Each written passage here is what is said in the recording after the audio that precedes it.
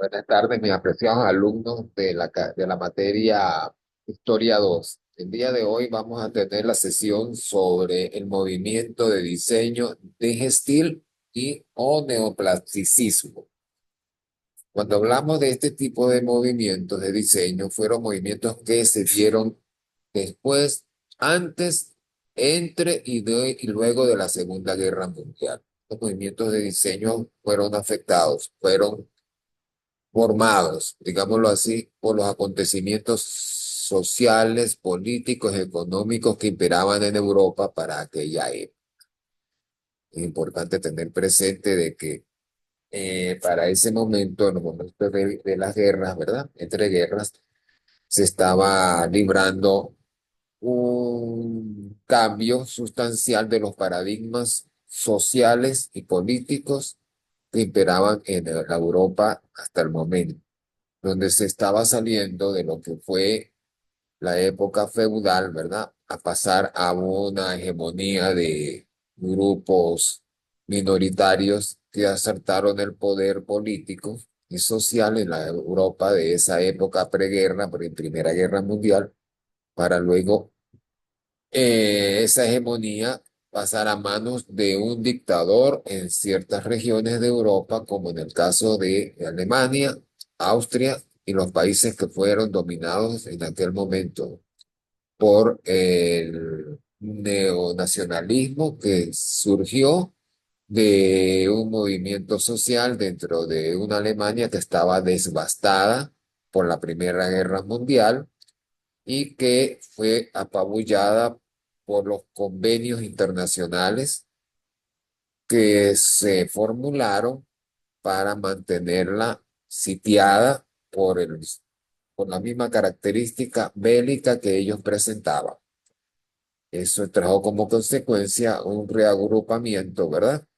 De lo que sería el clamor del pueblo alemán por salir de este yugo impuesto por las naciones en desarrollo o desarrolladas para el momento.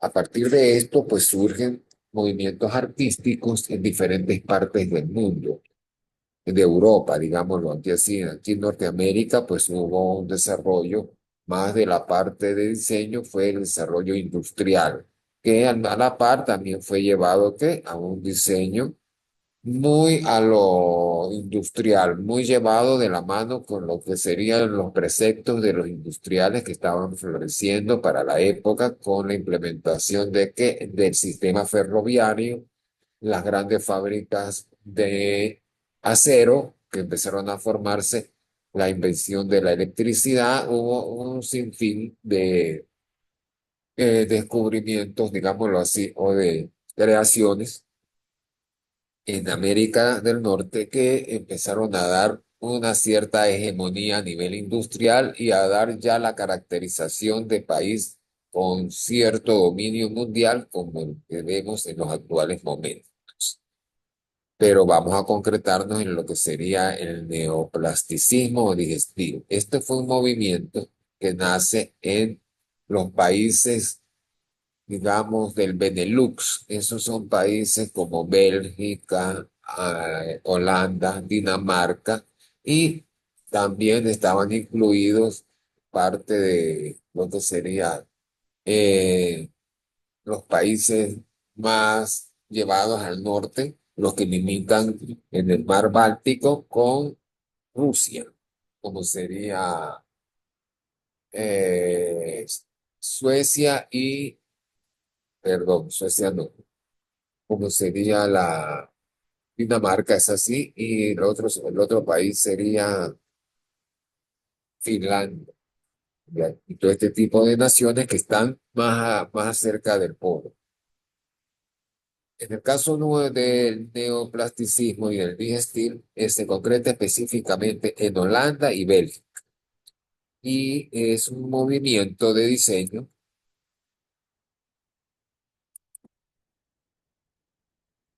que nace a principios del siglo XX, ajá, y que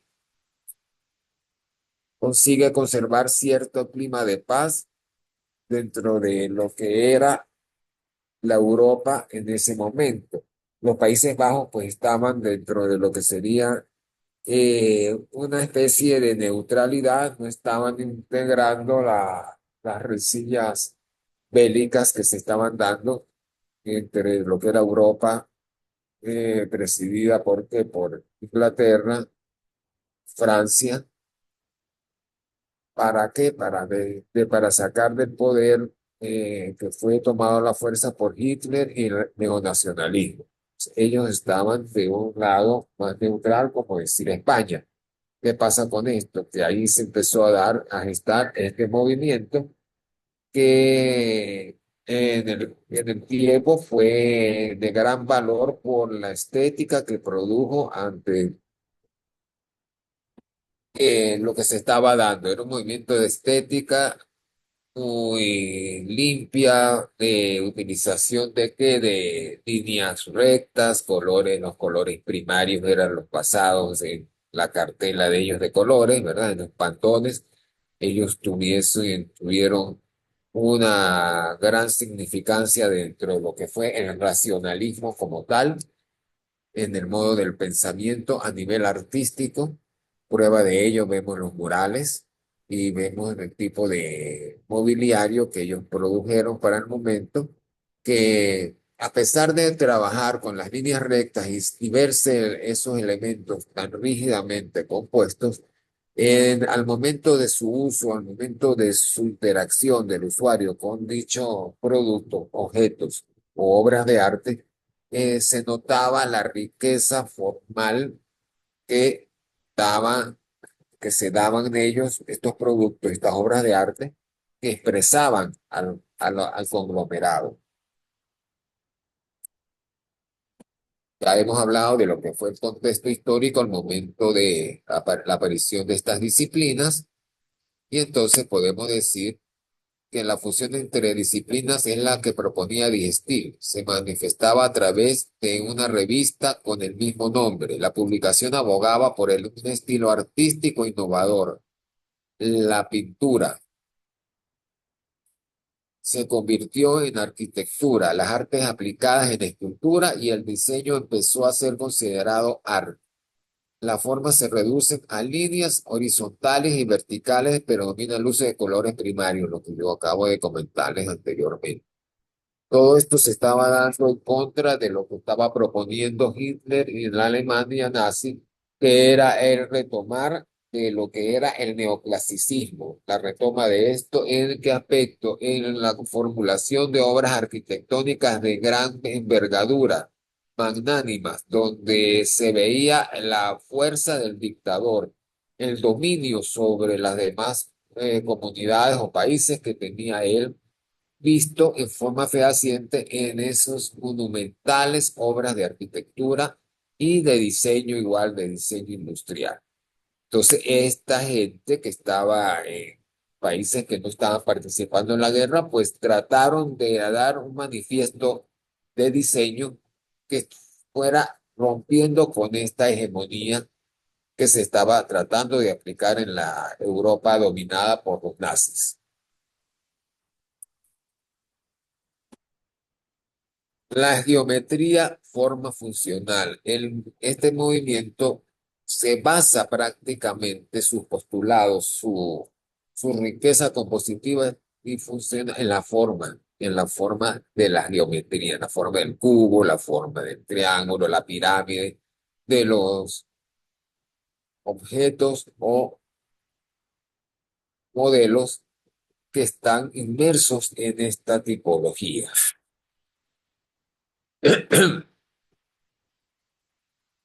Estos primeros movimientos se generaron en Holanda, como ya les había dicho. Alemania y Rusia, sus elementos en la creación fueron elementos geométricos, son básicos para el diseño de estas obras, digámoslo, porque prácticamente el movimiento digestivo fue un movimiento más de arte que de diseño. No dejemos de lado que en verdad hubo cierto desarrollo a nivel de lo que era la percepción del espacio, a nivel de arquitectura, la forma ya de utilizar el cubismo como tal dentro de lo que eran las obras en la formulación de espacios, tanto abiertos como virtuales, en lo que fue una arquitectura un tanto de avanzada, digámoslo así, en relación a lo que se estaba planteando, vuelvo y repito, en Berlín, eh, ya en los países ocupados, en Polonia, en Praga, en cualquiera de estas capitales, ¿verdad? O países dominados, se estaba implementando la creación de obras al mejor estilo de lo que fue la Grecia imperial o el Renacimiento europeo. ¿Con qué finalidad? Con la finalidad de hacer la hegemonía de un sistema sociopolítico. En este caso, ellos pues van a una ligereza de formas que aunque son geométricas, que vemos que es un cubo, que son formas rígidas, ellos trabajaban esos volúmenes con la plasticidad de agregar caras translúcidas, transparentes y juegos con el hormigón, juegos con el metal, con el acero, con el hierro y con la inclusión de qué, la inclusión de vitrales. Todo esto daba una cierta relación formal entre lo que era pesado, pesadez, ¿verdad? De forma, como el concreto, con la relación de una fluidez, de una liviandad de formas, ¿verdad? En lo que serían áreas virtuales y con el uso del vidrio y cristal en muchas de sus fachadas. Aquí tenemos un cierto ejemplo, si vemos en el criterio a nivel de cubo del juego de entrantes y salientes y las áreas están con fachadas translúcidas, transparentes, a dar ese juego en el cual yo estoy ahorita comentándoles. Lo pueden ver aquí en esta imagen, ¿verdad? El uso de los colores primarios, ellos pues se enfocaron en esa vitalidad de los tres colores, el amarillo, el azul y el rojo, y lo combinaban, lo llevaban con ciertas directrices de contraste y de combinación con fondos grises, fondos neutros, grises y blancos, que con las pantallas de vidrio, pues daban esa sensación de fluidez, no de pesadez. Entonces rompían lo que sería un brutalismo en lo que es el diseño arquitectónico, lo llevaban a una especie de una obra con cierto grado de ser efímera. Aquí tenemos otro ejemplo, lo vemos aquí esto es una representación gráfica que se hizo para ser impuesta y colocada luego como un mural en uno de los edificios que fueron diseñados por estos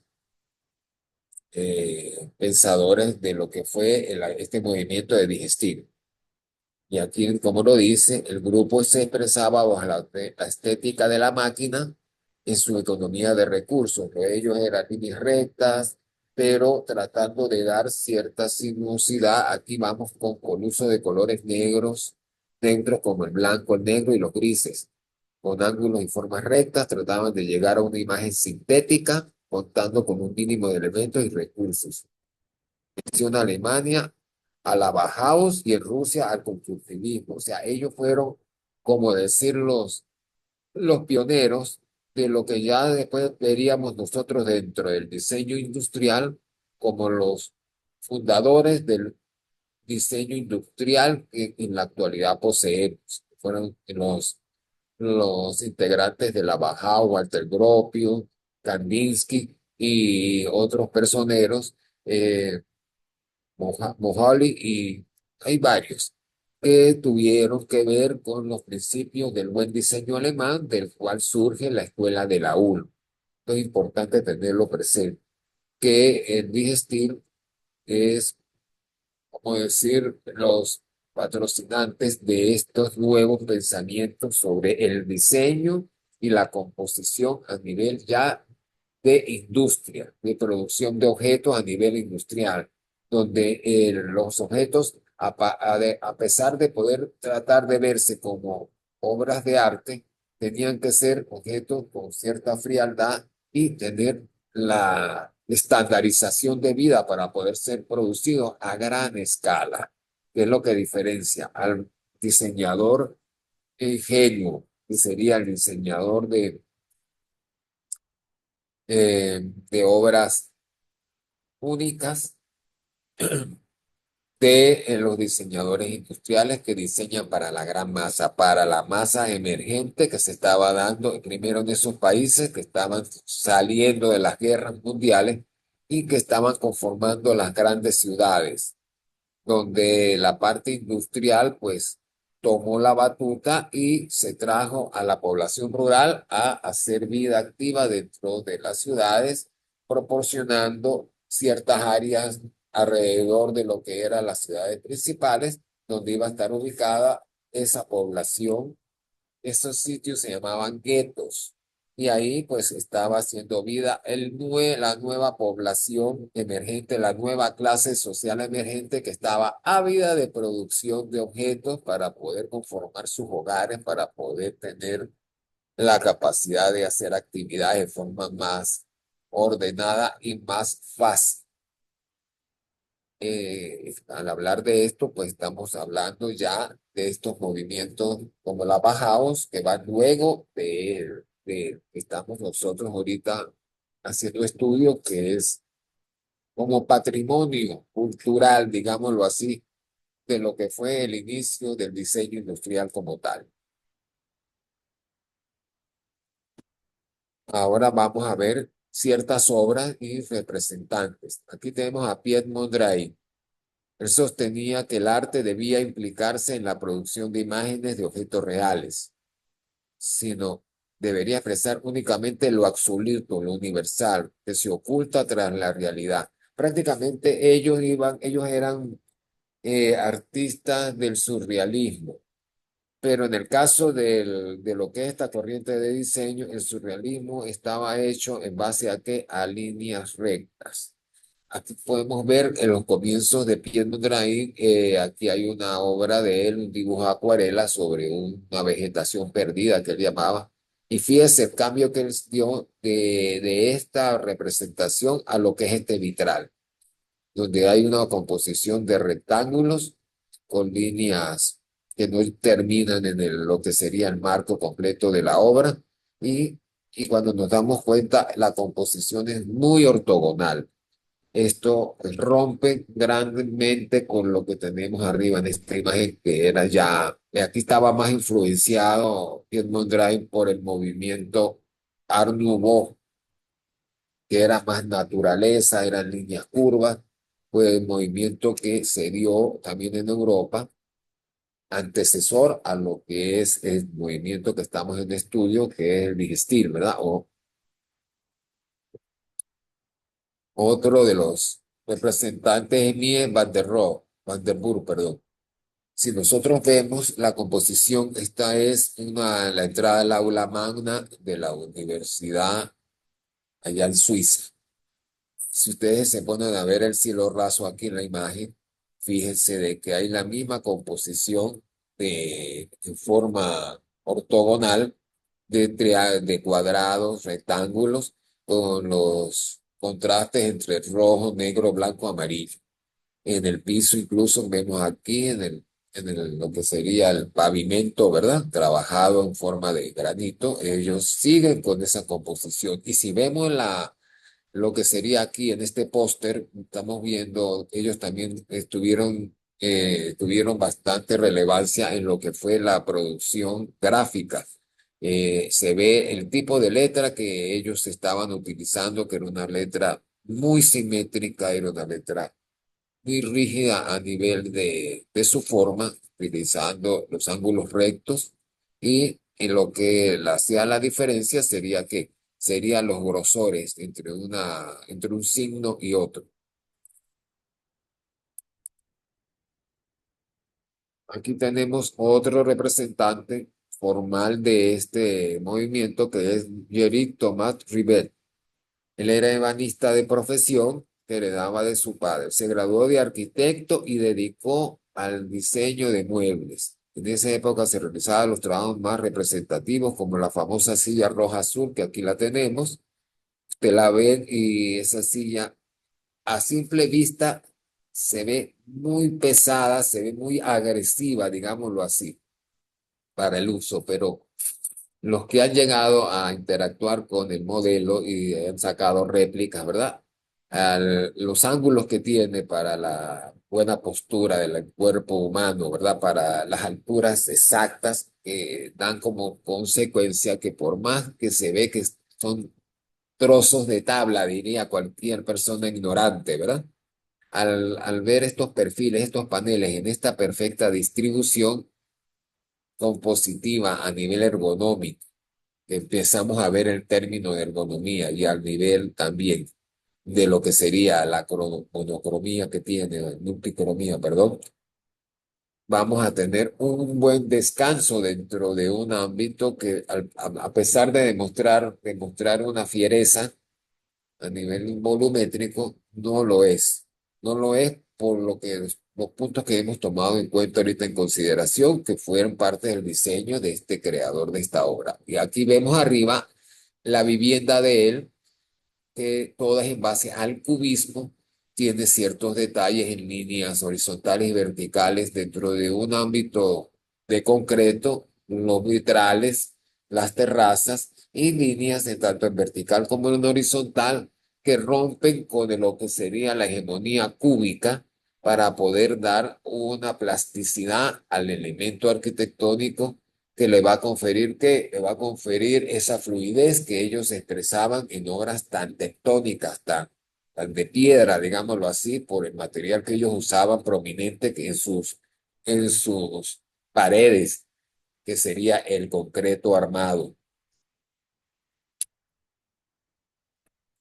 Con esta obra, pues ya nosotros damos por terminada la sesión de lo que representó el digestil o el neoplasticismo dentro de lo que fue la dinámica del quehacer a nivel de diseño y composición en la Europa entre la Primera y la Segunda Guerra Mundial. Es importante tener en cuenta que todo movimiento de arte y de diseño va en relación a los postulados socioculturales y económicos que se dan en las sociedades donde aparecen emergentes estos movimientos. A la necesidad que tiene una sociedad ávida de cambio. Las sociedades no son estáticas, las sociedades van evolucionando y van consiguiendo satisfacer sus expectativas y sus aspiraciones, y parte de esto lo vemos en forma fehaciente en las obras, en los movimientos de diseño como el que acabamos nosotros de establecer en este estudio. Sin más que decirles, me despido de ustedes con un cordial saludo en espera que para la próxima sesión pues tenga la debida concurrencia por parte de ustedes. Tengan muy buenas tardes. Oscar Blanco.